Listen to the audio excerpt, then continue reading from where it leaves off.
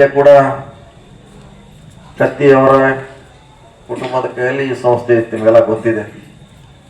25-30 ವರ್ಷ ಅವರು ಆಳ್ಕೆ ಮಾಡಿದ್ದಾರೆ.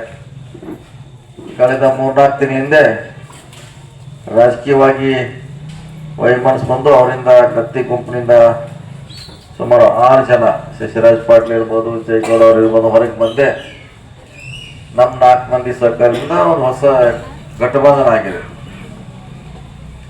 ಆ ಗಠಬಂಧನಕ್ಕೆ ಆಶೀರ್ವಾದ ಮಾಡಬೇಕಂತ ಕೇಳಲಿಕ್ಕೆ ಬಂದಿದ್ದೇವೆ. ಹಿಂದೆ ಕೂಡ ತಾವು ಅಲ್ಲಿ TC ಬಗ್ಗೆ, ನಿರಂತರ ಜ್ಯೋತಿ ಬಗ್ಗೆ ಬಹುಶಃ ಅಲ್ಲೆಲ್ಲ ಹೋದವ್ರು, ನೀವೆಲ್ಲ ಹೋಗಿರಿ, ಬಾಗೇವಾಡಿ ಹೋಗಿರಿಲ್ಲ? ಎಷ್ಟು ಜನ ಹೋಗಿರಿ? ಕೈ ಮಾಡಿ. ಬಾಗೇವಾಡಿ ಹೋದಾರ? ಜೀಪ್ನಾಗ ಹೋದವ್ರು ಎಷ್ಟು ಮಂದಿ? ನಿಮ್ಮ TC ಸುಟ್ರೆ ಎಲ್ಲಿ ಹೋಗ್ಬೇಕು? ನೀವು ಬಾಗೇವಾಡಿ ಹೋಗ್ಬೇಕಾಯ್ತು. ಈಗ TC ಸುಟ್ರೆ ಎಲ್ಲಿ ಹೋಗ್ಬೇಕು ಅವಶ್ಯಕತೆ ಇಲ್ಲ, ಡೈರೆಕ್ಟರ್ ಹೇಳ್ಬೇಕು, ಇಲ್ಲ ನೇರವಾಗಿ ಫೋನ್ ವಚನ 24 ತಾಸು ಒಳಗೆ ನಿಮ್ಮ TC ತಂದು ಕೊಡಿಸುವಂತ ವ್ಯವಸ್ಥೆ ಪ್ರಾರಂಭ ಆಗಿದೆ.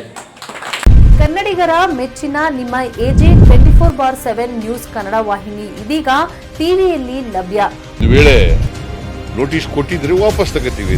ಇವತ್ತು ವಕ್ಫ್ ಪ್ರಾಪರ್ಟಿ ಅಂತೇಳಿ ಬರ್ತದೆ ಅಂತ ಹೇಳಿದ್ರೆ ರೈತರ ಬೀದಿಗೆ ಬಂದ್ರೆ ಏನ್ ಮಾಡ್ಬೇಕಾಗತ್ತೆ? ಯಾರು ವೋಟ್ ಹಾಕಲಿಲ್ಲ ಅಂದ್ರೆ ಗ್ಯಾರಂಟಿನೆಲ್ಲ ಸ್ಟಾಪ್ ಮಾಡ್ಬಿಡ್ತೀವಿ.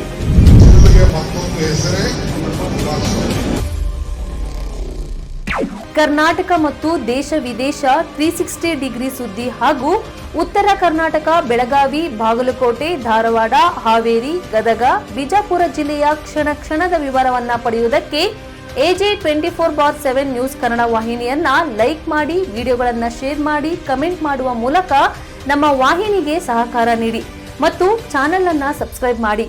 ಧನ್ಯವಾದಗಳು.